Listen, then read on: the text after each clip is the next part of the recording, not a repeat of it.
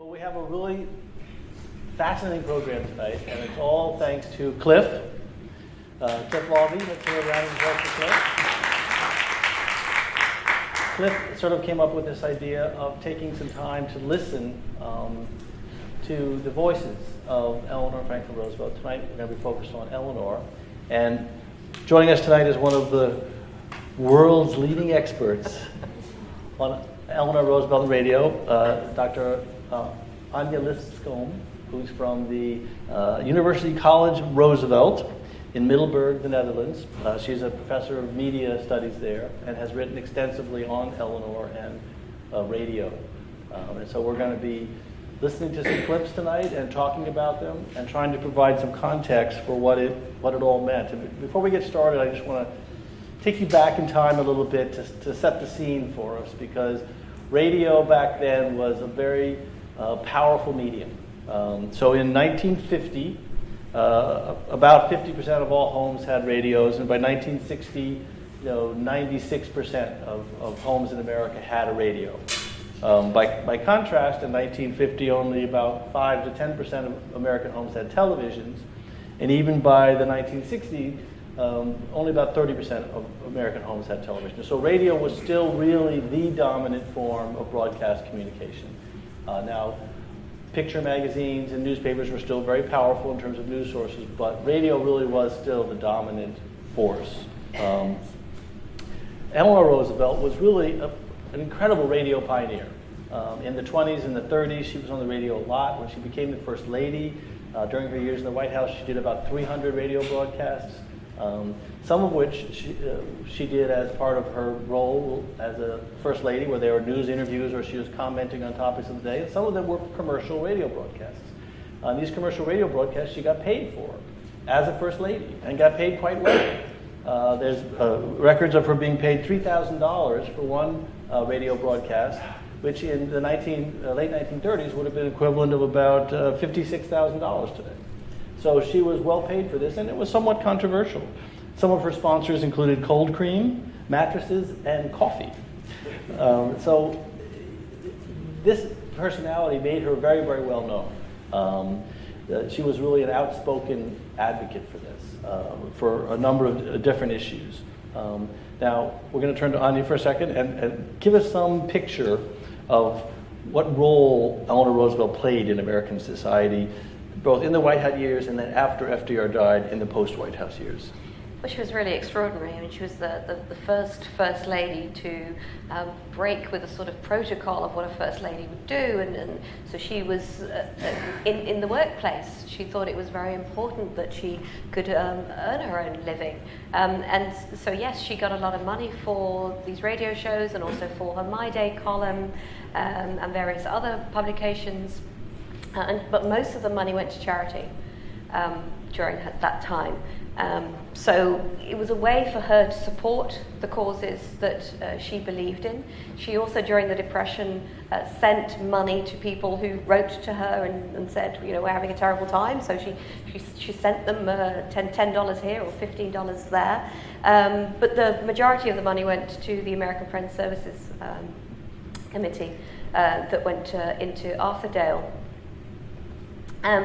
And apart from her radio work, apart from her media work, I mean, she was obviously an extraordinary First Lady, and they say that she was FDR's moral conscience. And certainly she could say a lot of things that he couldn't say, and she could try out and make sure that some of the criticism that was heading towards FDR could be deflected onto her. So people either loved her or hated her for what she did. And in 1938, by the way, Gallup poll says that 67% of Americans loved her. She had a higher approval rating than her husband. Go ahead. She did.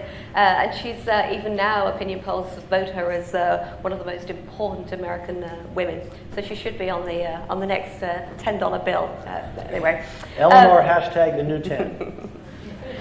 And then in 1945, when of course FDR died, she had to leave the White House, and she thought that her political career, and she was getting on by then as well, she just thought, she told reporters, the story's over, I'm just going to take things easy, I'm going to enjoy my family. But actually, only a couple of months later, she was asked by Truman to become the US delegate, or one of the US delegates, to the newly formed United Nations, which started in January 1946. And she doubted whether she should take that position or not, and in the end she was persuaded by her children and by various other friends to take up this position. And it's a very good job that she did, because she was instrumental in getting the Universal Declaration of Human Rights through the United Nations. And that's what the United Nations say as well. That's not just me saying that as a fan of Eleanor, but she was really the driving force. Perhaps one might not have had a Universal Declaration of Human Rights had it not been for Eleanor Roosevelt. And so she became this really important stateswoman, public diplomat, someone who had not had legal training and yet managed to help draft one of the most important legal documents of our time. And she used her media platforms to promote the United Nations, to promote international diplomacy. She traveled to the Soviet Union twice. She traveled all over the world very extensively, and would report back on what she had seen and what she did. So now we're going to start this new experiment. We're going to cliff for a few minutes as we listen to some of the radio broadcasts. When we start, we're going to talk about the broadcast a little bit, set up for it, and we're going to dim the lights. We're going to listen to that excerpt, and then we'll back and we'll talk about it. So let's set up our first broadcast here. Okay, so the first clip is from the Eleanor Roosevelt program, which was a commercial program on NBC. It ran from October 1950 to August 1951. It was a program she did together with her son Elliot, and it was broadcast every day at lunchtime, New York time, Monday to Friday. And then it was also syndicated to various radio stations throughout the United States. And the format was that she would welcome people, often to her home, because it was broadcast from the Park Sheraton Hotel in New York City, where she was living. And then Elliot and Mrs. Roosevelt would discuss an issue that had been raised in a listener's letter. And following that, there would be an interview with a guest. And she had all sorts of guests on her program, from the very famous, but also people who were not very well known. And the clip we're going to listen to is from April the 9th, 1951. And in it, she interviews Edward Barrett, who was the Assistant Secretary of State for Public Affairs. And she asks him about the Voice of America and about all the other programs that the State Department is trying out as part of, at that time, President Truman had come out and said, what we need is a campaign of truth, basically of the big truth propaganda to counter the big lie that was coming in America's view out of Russia. Here we go. Let's dim the lights and let's listen to our first clip. The most powerful weapons this country has developed for the purpose of combating the Cold War, the war of ideas, is what President Truman has referred to as the campaign of truth. I'm happy to have with me today the gentleman who directs these activities, who can tell us just what America is doing to inform the world at large of the truth. I'm pleased to introduce to you the Assistant Secretary of State for Public Affairs, Mr. Edward W. Barrett. Well, Mrs. Roosevelt, I'm very, very happy to have this opportunity to be here with you. It's very kind of you to come. Now, first of all, Mr. Barrett, I'd like to point out that we hear a great deal about Russian propaganda, but not quite as much about our own. Do you think that despite the reputation the United States has for salesmanship, that the Russians might be doing a better job of propaganda than we are? In some areas, Mrs. Roosevelt, it might be said they have. done a better job in the past. I don't believe, though, that they're doing anything like the job they're widely getting the credit for. I don't believe that we are losing the Cold War. The number of communists in country after country in Europe, for example, has dropped off. In France, the total circulation of the biggest communist publication there has dropped by approximately 2/3 in the last Yes, I few heard years. Humanité, which is their publication there, lost a lot of its circulation. Absolutely. And so I don't think we have any occasion to be defeatist about what is called the psychological struggle or the battle for men's minds. Well, what are some of the things being done in waging this new campaign of truth? Well, Mrs. Roosevelt, there are a great many things, and I could use up all the time of this program, I regret, in trying to tell you what they are, but very quickly, there's the Voice of America that you know about. There's the film program that now reaches an audience of about 200 million a year, and will soon reach an audience of about 400 million a year. Where does that go? That is operated in all countries of the world outside of this country, but we put primary emphasis on it in those countries that are of the more illiterate type, where literature is less valuable and films reach a very large audience. Now, what type of films? Those are films, some of them are simple films that show what we Americans are like and why we deserve the confidence and cooperation of other nations. Now, one of the things that I think is very interesting about that clip is you hear her playing the role of journalist. You know, she's interviewing this person. She, of course, was a journalist in every sense of the word for large portions of her career started. And I think what's interesting there is that you can tell she has an agenda to try to make the point that this battle of ideas is a critical war that we should be fighting and that we're not fighting well.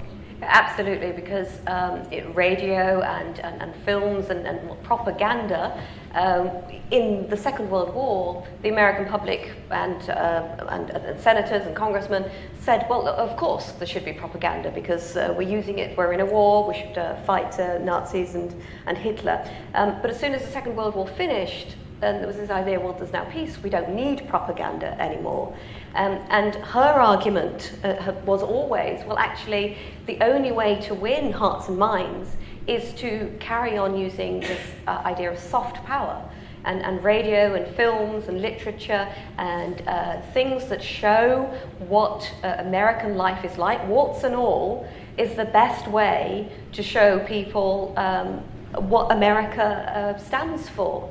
And it's okay to, as I say, warts and all, to show the difference between, you know, if you're in the Soviet Union or you're in Eastern Europe, you're not going to get the full picture of what's going on in those countries. So she very much augured for, in her My Day columns as well, she often writes, I think it's appalling that congressmen are not giving enough funds to the Voice of America because it's the only way that we can actually win this battle. So she was very pleased when Truman came out and said, yes, we do need to have this campaign of truth. The American public were very skeptical about this idea of propaganda.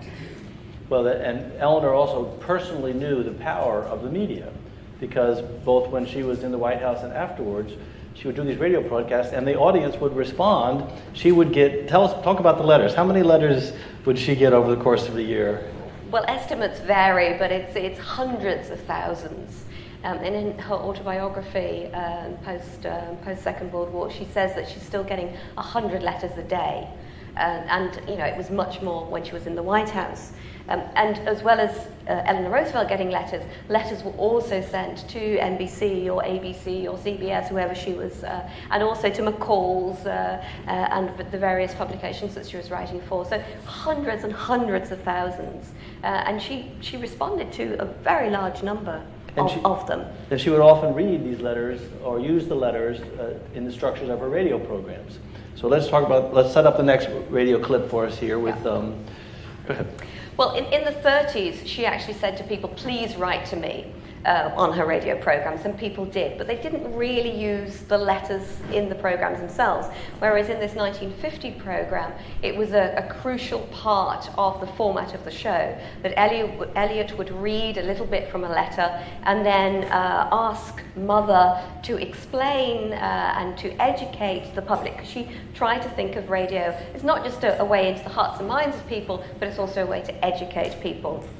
So the next clip is, we go back a little bit in time, it's November 1950, and Eliot reads this letter from somebody who has been watching the plenary sessions of the United Nations on television, which is quite unusual to have television, as Paul said, in 1950. But this person's very, very confused, Eliot says. So, please, Mother, could you explain in nice, simple terms how the United Nations is structured?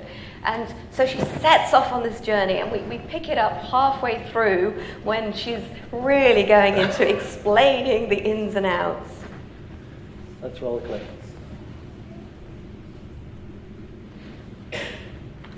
Then, of course, your Economic and Social Council meetings and your Security Council meetings come at different times during the year, and they have members that are permanently here and that come whenever they're called. Some of those meetings, not the Security Council, the Economic and Social Council, are held in Geneva. And some of the committees and commissions that meet at different times during the year are held both at Geneva and here. And it's a rather complicated setup, but really it isn't complicated when you're working on it, and it works out quite easily. And at the end of the session, you have plenaries again and hear the final reports of everything that has been done, where all the delegations are together. All right, well, now there's several more questions. Do you suppose that after I get this next little message about our sponsors off my chest, that you could give me some more information? I'll try to. I never know whether I can. Commercial Now break. I'm ready to try to answer your other questions. All right, well, I'd like to ask, first of all, because you've explained the general makeup, I'd like to get down to some of the delegations now. I'd like to find out a little bit about them. How many members are there on the American delegation, the U.S. delegation? Well, there are five. All the delegations have a right to 5 delegates and 5 alternates. Now, we have 5 delegates and 5 alternates, but there are a few of the smaller countries that don't name their full quota. And in that case, they have a dreadful time to cover the committees. And that's why you sometimes find that a vote will be recorded and there will be a number of absences. That simply means that that country doesn't have enough delegates and alternates to cover all the committees and just can't be there all the time. But we have our full quota of delegates and alternates. We have a great number of advisors and political officers. I think in all, probably, we must have something like 200 people working all the time. Now, Eleanor could talk about the United Nations for a long time and go into quite a lot of detail about it. She really was very passionate about this, and this is very typical of her role as a teacher. Yes, absolutely. And this theme of the United Nations comes back time and time again in this program from 1950 to 1951. People wrote in about many other subjects as well. They wanted to know her position on communism, on the Korean War, on very occasionally there was one episode where they asked her about Fowler the dog. There's one right at the end where they say, "What's the most beautiful view you've ever seen, Mrs. Roosevelt, on your travels?" But most of the time it was about really serious issues, and particularly about the United Nations, because people were just very confused. And they didn't really see the point of the United Nations and how it worked and why the US should be involved. And so Eleanor Roosevelt was incredibly passionate about the United Nations, and she saw herself as part of being a journalist, also being a teacher.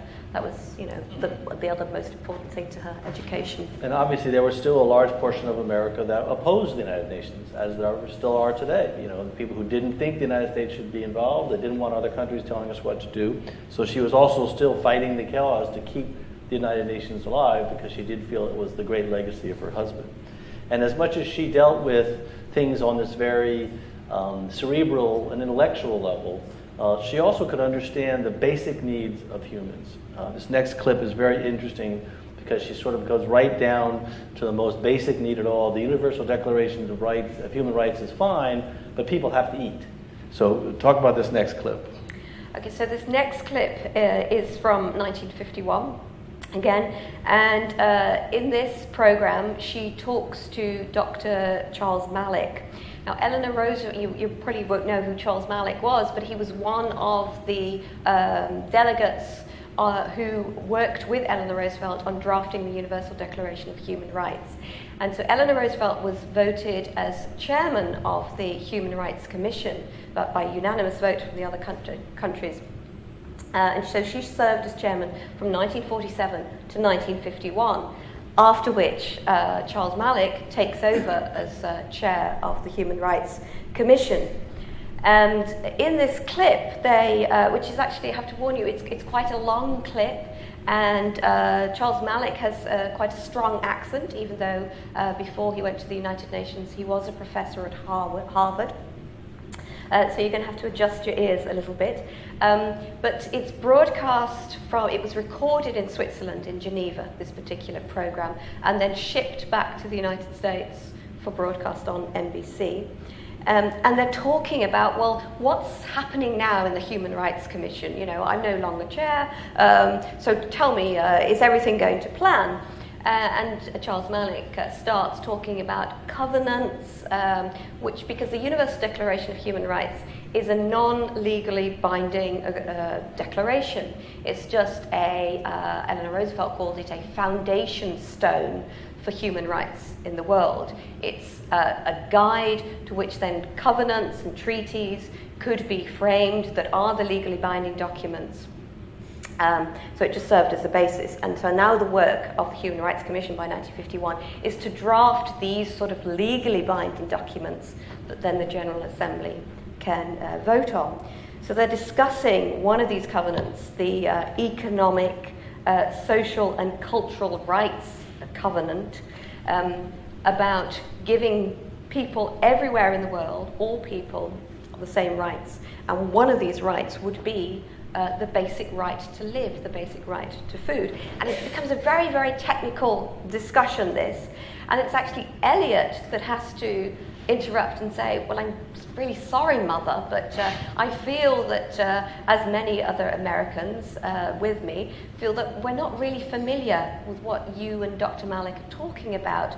So is it because the Senate in America will be against this idea of a covenant on social rights because of the possible implications in the South, and that extending social rights to everybody might not be a good thing to extend it to African Americans?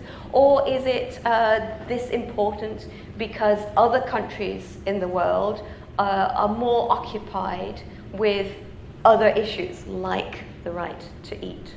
That was a very long explanation, but to set up this clip. So and there were tens of millions of people on the point of starvation because of a massive famine in India at this time. So famine was a very real thing that they're addressing. Can we listen to the next clip, please? So that's better because in the discussions we had just the other day, Sir John Boyd Orr said that we were all fussing about a lot of rights that weren't the least important. The one important one was the right to eat. And that a great many people in the world didn't have the right to eat, and until that was secured to every human being, we were all talking a lot of nonsense when we wanted about anything else. And it is no accident, I might add here, that although the Human Rights Commission had decided last year not to include economic and social rights in this first covenant, their decision was overruled by the General Assembly because the majority of these states felt that problem so deeply that they overruled the decision of the Commission, and they said the first governance must include the economic, social, and cultural rights. Because in those rights is really the right need. I mean, that way, I don't think, of course, that it's entirely a question of the right to work, though we would be led by our Soviet colleagues to believe that it was entirely a question of the right to work. But, as a matter of fact, it's largely a question of cooperating to provide enough production in certain countries so that people do have the possibility to eat, isn't it? Yes, that's perfectly true. And I believe in this respect, since you spoke, Mr. Roosevelt, about the United States, I think in this respect the United States must come to its own and start leading the world in this very important field. You cannot afford to sit back and order yourself as only defensive in regard to these very important rights. You must, sooner or later, I'm very sure, much sooner than you think, come out and lead the rest of us and tell us, look here, this is what we believe. Let's all work together. We may not live up to our highest, but we are going to do our best, and we want you also to do your best. And when we find that is understood, when you were Senate, you spoke about your Senate must certainly see that point. These days are entirely different from the old days, when you could safely sit back and say we have our own internal law and we don't care about the rest of the world. Everybody today must care about everybody else, and certainly the United States is a very important power, and you cannot afford to sit back the way you've been doing until recently and not take the lead in this very important matter. It certainly pains the friends of the United States on many occasions to find the United States taking the defensive when we all know that you need not do so at all. That's a very forthright statement. I'm glad you made it, Dr. Valley.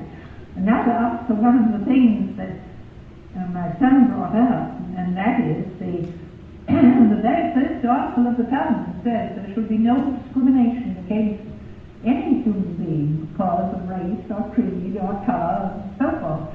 And it would be quite impossible to have it otherwise because almost 2/3 of the world are not white. I don't think so. So then it would be utterly ridiculous in a group of 60 nations to expect that they... Yeah, so she's calling out, the idea that most of the world was not white. And I guess later on in the broadcast, they even talked about the fact that, well, there'll come a point in America where most of America won't be white. Absolutely. I mean, this is of course, Eleanor Roosevelt was a great campaigner for civil rights, and this is, even though she's not directly talking about civil rights here, she's using it again as a means to educate her listeners that this is something that is important because the world is watching America, and at this time there's segregation, there's the African Americans are really struggling to not be discriminated in 1951 America, and the Russians at the time in the United Nations are using this as a stick to beat the United States with and to beat Eleanor Roosevelt with, and she was in a very, very difficult position that she was representing her government and at the same time actually feeling that, well, maybe they've got a point. Well, she was criticizing the government. She was criticizing the government, yes. She was criticizing American society for the injustices that were inflicted on African Americans. She fought for years to get anti-lynching laws passed. The U.S. government, the U.S. Senate never passed federal anti-lynching legislation. In 2005, they actually apologized for it. And Eleanor's outspoken stance on civil rights led to the Ku Klux Klan putting a $25,000 bounty on her head. I mean, there were death threats leveled against her throughout her career because of her outspoken position. And I think it goes to her commitment that she never let those threats interfere with her. And she refused Secret Service protection, even while she was the First Lady. She used to love to escape and get off in her car and drive away before the Secret Service could find out so she could be off on her own. Now, this next one is very, very intense and very interesting and very relevant today. Talk about it a little bit. So we're now 8 years later than the clip we just heard, so it's 1959. And the United Nations have declared 1959 as World Refugee Year because there were hundreds of thousands of people in Europe in particular, but throughout the world, but particularly in Europe, who had been displaced during the war and after the war and couldn't go back to the countries where they came from because they were scared of being persecuted, or in some cases their country didn't exist anymore. So they had been displaced, they'd been in refugee camps for 14 years already, in terrible, terrible conditions. And in 1959, the United Nations decides that, well, this is going to be the year that we're going to solve this problem. And by 1960, we're going to close all our refugee camps. And this program is broadcast on the 1st of January 1959. It's like a New Year's message. It's called Life Begins at 10. It's a 14-minute program. We're not going to listen to all of it. We'll just listen to the last 2 minutes. But I would urge you to listen to it online because it's a fascinating program. And it doesn't just include Mrs. Roosevelt, but it also has Doris Day and Joseph Schildkraut and Gregory Peck in it.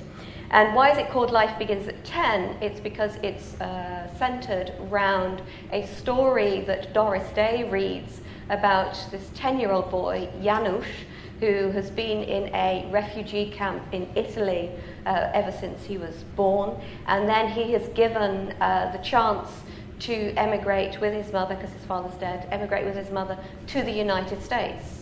The US has said, okay, we'll take in a load of refugees. And he's one of the lucky ones, and then he can celebrate his 10th birthday, and this will be the first time that he has a birthday party.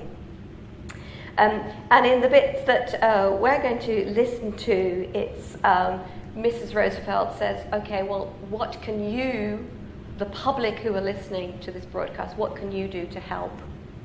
Let's roll the tape.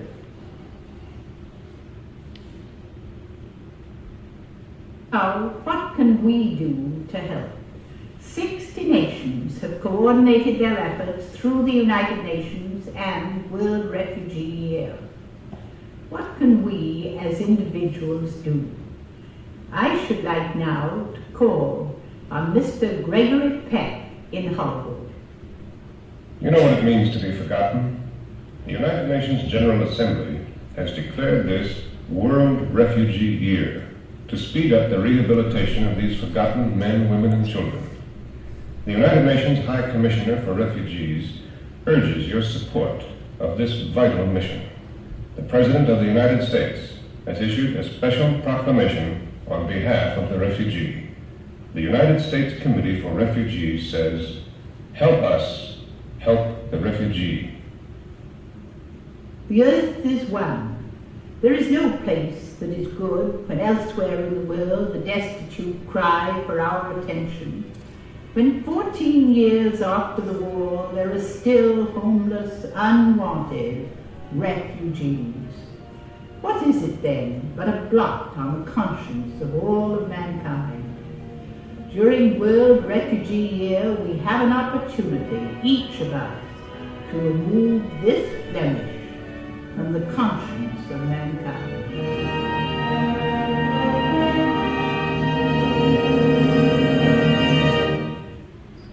I think those closing words from Eleanor really encapsulate everything that she stood and worked for sort of throughout her life, and what she had accomplished gave those words great weight, and it goes right to what she tried to use the media for. Absolutely. I mean, she was really media savvy, and the fact that she has Doris Day and Gregory Peck and Joseph Schildkraut helping her in this broadcast, that's because she had a huge network and because she inspired people with her message, and they wanted to contribute to that. And she realized, of course, that it was also very effective as to have these celebrities to explain and get the American public and other people listening to the UN radio on board. For the younger ones out there, Gregory Peck was like the George Clooney of his day. Okay? He was a big deal. Yes, he was, definitely. almost as good looking as George Clooney as well. So she was very media savvy and used radio very, very effectively to get these sort of messages across. But that clip, that last bit, as you say, when she says, this is a chance to remove the blemish on the conscience of all mankind, that really sort of symbolized what Eleanor Roosevelt stood for, that we need to do this together, that it's not a government that can do it, it's not one politician that can do it. Everybody, if we are to have a world in which humanity is important, then we all need to work together for peace. And dealing with the refugee crisis, in that case, was one way to achieve world peace, as it was to support the United Nations. And she said, where do human rights begin? They begin at home, just on your local corner. And so everybody can contribute to human rights in the world, and everybody should contribute to human rights in the world. And 55 years later, that broadcast could happen today. I mean, that's exactly the situation we find ourselves in today, with 1 million Syrian refugees streaming across the border into Europe, with people, countries closing their borders, these refugees being stuck in these camps.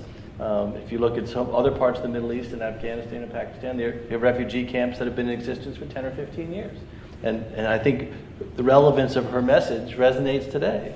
Absolutely, and I wish we had an Eleanor Roosevelt today who would try and who would say things like it is a blot on the conscience of mankind. We've got Angela Merkel, who's a lone voice in Europe, the German Chancellor. She's saying, yes, refugees are welcome. We have a duty as human beings to help other human beings, because these are not just refugees. They are not some sort of aliens from a different country. They are human beings, just like you and me. But she's a lone voice in Europe. She's actually going to be receiving the Four Freedoms Medal next month in the city of Middelburg, where I work. So that's a wonderful thing that she is being recognised by certainly the Roosevelt Institute, the Roosevelt Foundation, for her work there. But it would suit the other European leaders and other world leaders to support that view as well. And together this could be solved. And then perhaps if they could solve the war, stop the war in Syria, and stop the bombings in Iraq and Afghanistan and all these other trouble spots, then people could return home. So our last clip is a little bit different. Eleanor Roosevelt was very sophisticated when it comes to media, and her broadcasts always had a beginning and a middle and an end, and they had interviews and they would read letters and they would do all these sorts of things. But Eleanor had a wonderful sense of humor, and she also had a real good sense of when the show was bombing. And if the show was bombing, she would do whatever she could to save it. So this last clip sort of shows how she went about saving one of her particular broadcasts. So we're going to go back to the broadcast that we listened to when she was explaining about the makeup of the United Nations and this very long story, this lecture almost. And then in the second part of this program, she does an interview with Mr. Lang and Mr. Neal, who are the hotel managers of the Park Sheraton Hotel. And well, frankly, it's rather tedious as well. That's her home. These are basically her landlords. Yes, basically. So she tries to get them to talk about what it's like to run a hotel, and they're all very standard answers. Yes. Well, this happens and that happens.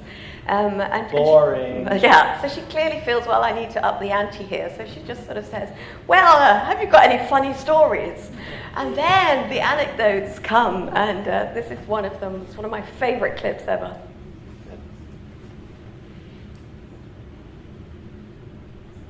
Any other interesting stories that you can think of, either of you? Well, we had a little happening out in the Middle West when I was working with the Midwest Hotel. One night, a gentleman came in with a reservation, and he had a large box waiting outside for him. And when he registered, he said that he had to have his guest in his room. We later found that the guest was to be a SEAL, and he wasn't interested in bathing himself, so long as the SEAL had a place to sleep in the bathtub.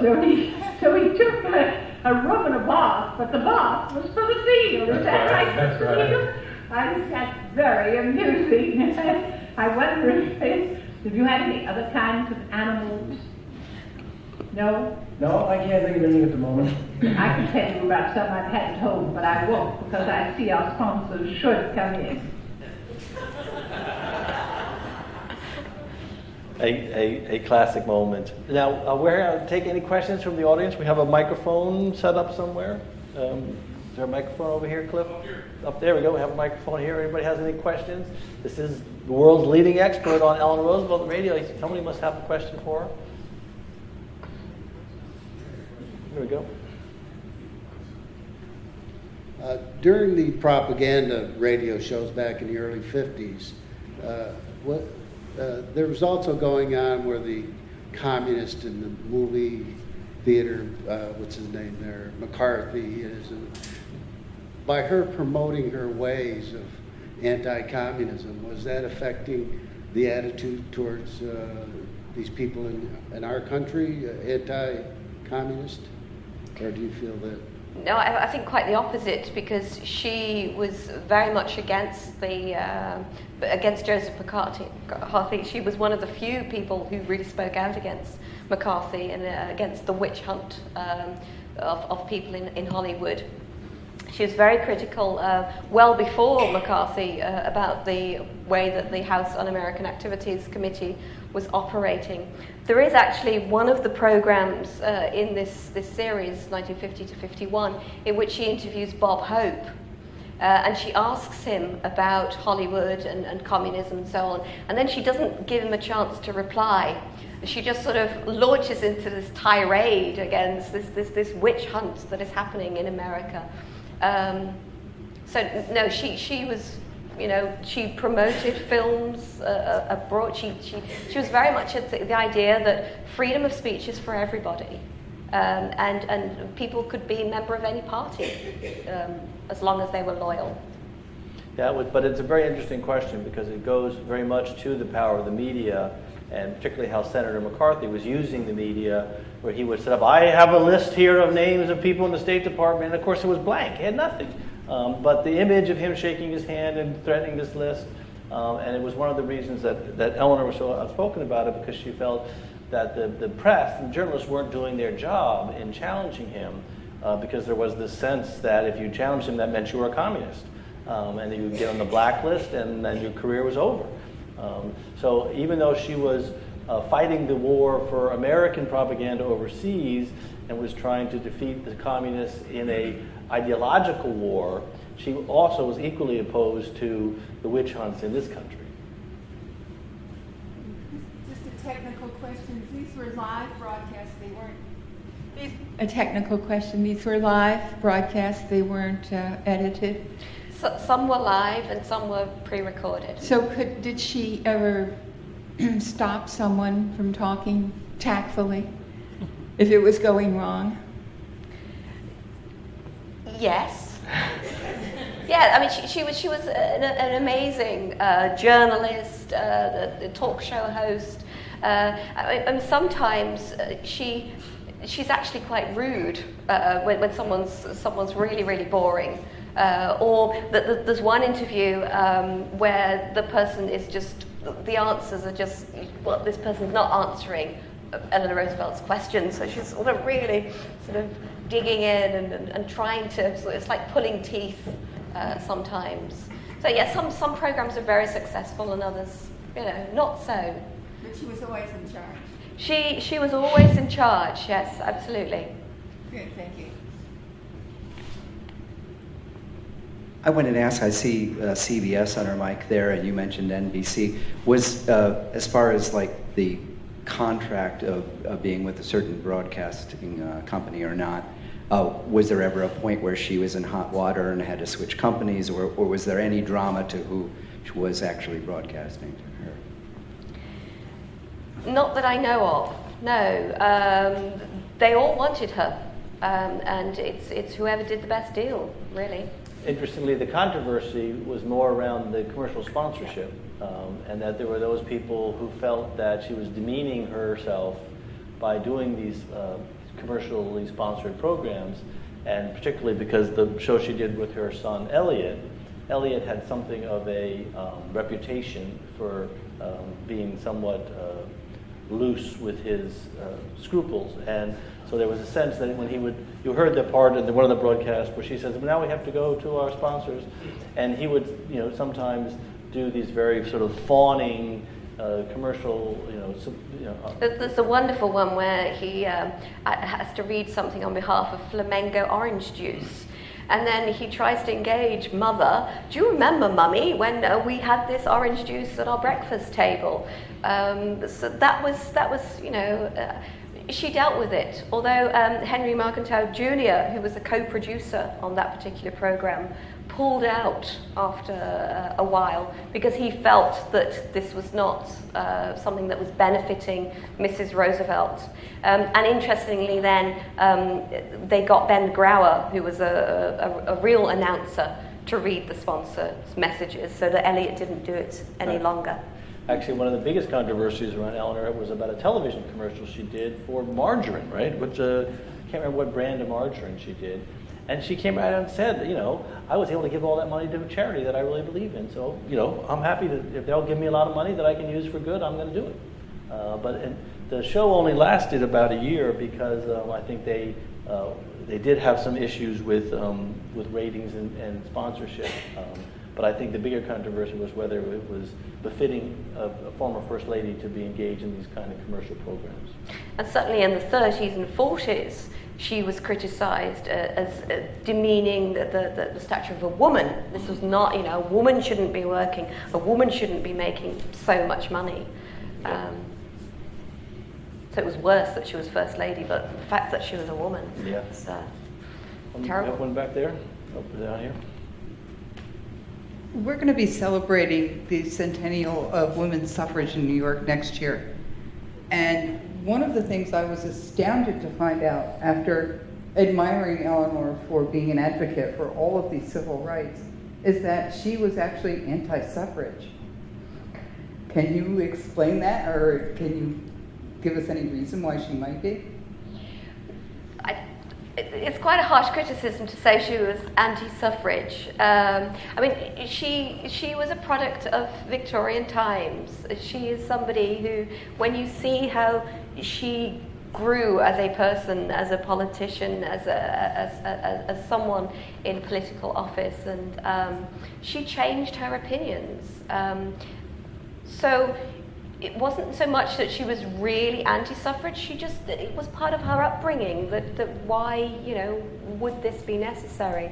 And in fact, she opposed the Equal Rights Amendment for a very, very long time, not until the late 50s, early 60s that she said, okay, I now support it. And a lot of feminists were very surprised that she did this. But she was worried that it would give women would actually disadvantage women in the workplace because she thought that everybody should have the same treatment and should be able to join unions. And if women couldn't join unions at that time, they might actually be exploited because the ERA would take away the protection that women wouldn't work at night and wouldn't work the dangerous shifts and so on. So she was, on balance, at that time, she thought it was better not to have this Equal Rights Amendment. Later on, she changed her mind. I think that's also symptomatic of Eleanor Roosevelt, is that she did grow and did change her mind, and she was very honest and open about that she was learning. She wrote this very famous book, You Learn by Living.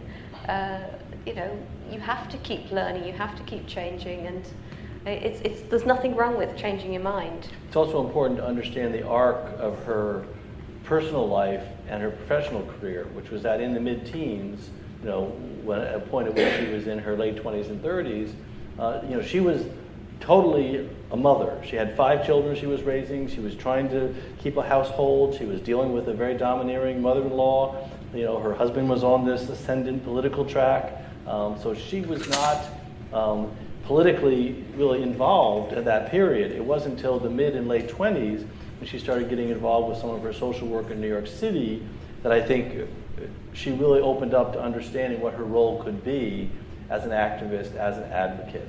And I think her position changed dramatically as she moved out of the home, moved out of the role of a traditional mother and wife, and into a political spectrum. I think if she had started 10 years earlier, I think she would have supported suffrage, absolutely. I mean, she joined the League of Women Voters, and so she was. Yes, I mean, Paul's right that she was focused on the home, but she came from such a well-to-do family that it didn't even enter those sort of social circles ideas that women should do something else than look after the family. We have a question over here. Yeah. Throughout her career, she overcame so many obstacles, being a woman, getting into politics, making as much money as she did, being advanced for her time. Did she have any, vocal, not enemies, but I guess a counterpart that kind of spoke out more against her? Anything like that? Many, many, many people.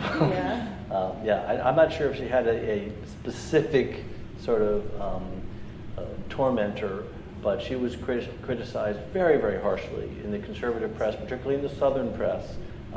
Some of the comics and the political cartoons of the day were really quite mean towards her. And the Republican papers, the newspapers back then were partisan. There were Republican newspapers and there were Democratic newspapers, and many of them went strictly along party lines. And she was often the target of quite vitriolic attacks. Both personal attacks, accusing her of being a communist, accusing her of being a lesbian, accusing her of, unspeakable crimes against humanity. And one of the great moments in Franklin Roosevelt's political career was when he was running for office, and there was a great deal of concern about his health. And he had just come back from a tour of Pacific Islands and the Alaskan Islands, and the Republicans were accusing him of having left his dog behind on one of the islands and sent a Navy ship back to pick the dog up, and it cost Americans millions of dollars. And so Franklin Roosevelt, in this address to the Teamsters Union, says, "Now, I don't mind when people attack me, and my wife doesn't mind when people attack her, and my family doesn't mind when people attack them, but my little dog Fala does mind."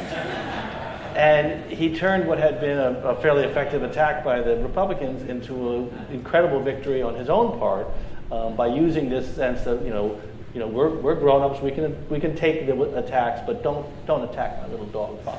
So, I think we're going to take one more question. Yes, I'm curious to know, was her radio show broadcast to other countries, and if so, were they translated into their languages? So this particular radio program was not. It was for NBC. It was a domestic audience, and you notice that in the way that she addresses the audience and the sort of issues that it's always about explaining how the American public can benefit from this information. But she did broadcast for the Voice of America herself in 1951. So after this program, the main program that we've heard, she was asked by the French service of the Voice of America to do a series of commentaries for the people of France and French-speaking countries. The quote is that this head of the French service, Fernand Auberjonois, said that Mrs. Roosevelt is the only person in Europe who people will listen to when it comes to, an American. And she did this series of commentaries, and they're some of the most beautiful commentaries. Unfortunately, we don't have them audio-wise. We only have transcripts. And she talks about peace being like a plant, and that you have to cultivate it and grow it, and that she has a garden back home.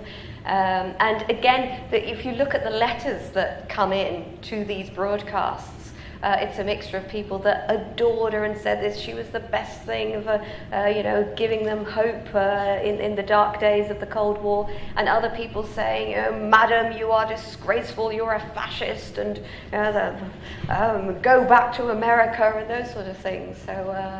And actually, one of the broadcasts we heard, the third one, was from the United Nations radio network, so that would have been broadcast internationally. Yes. And she also, after the French service was so pleased, and the State Department were really pleased. I found a document in the archives of the State Department where they said, Mrs. Roosevelt has been such an asset to us. She has managed to cut through the psychological babble that's going on. And so they persuaded the other Voice of America services to get Mrs. Roosevelt to work for them as well. So she did commentaries these commentaries for the French service were in French, because she spoke fluent French. And German. And then she did broadcasts in German, broadcasts in Italian. She was interviewed on Italian radio a number of times because she spoke all these languages as well. And she was loved. She was absolutely adored by people in Europe. And she kept on saying very modestly, they don't like me for me, they like me for what my husband did in freeing Europe from the war.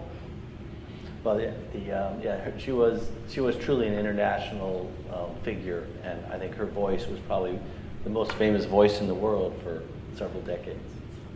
Okay, I have a couple things. So there's a wonderful book. Normally I'm pitching the book of our guest, but unfortunately I can't tonight. So the First Lady of Radio is a book by Stephen Drury Smith. He's been here for book talks in the past, and not only is it a great book, available in our bookstore. But it also has a wonderful website, which has a timeline with many, many recordings of radio broadcasts. If you want to hear more, you just Google either America Radio Works or First Family of Radio. So just Google First Family of Radio. It'll take you to the site, and it has a whole timeline. You can just scroll through and hear all her different radio broadcasts. It's really incredible resource. It's wonderful. And if you're a fan of Eleanor Roosevelt, our friends at the National Park Service want me to tell you that there's going to be a program coming up called A World Made New, Eleanor Roosevelt and the Universal Declaration of Human Rights. This will be April 15th and 16th, Tax Day. So easy to remember. It's going to be up at the Eleanor Roosevelt National Historic Site up at Valkill. And it's going to be all about her efforts to rebuild the world community after World War II and the Holocaust. And it will feature Mary Johnson, a senior historian. And if you want to know more about Eleanor, please do that. And then next week, we have a wonderful program here. Doug Brinkley, the author and historian, will be here talking about his new book, which really explores Franklin Roosevelt's role as an environmentalist. And it's a terrific story. He's a wonderful storyteller. I hope you can make it. And I think that's it. Can we have a round of applause for our guest?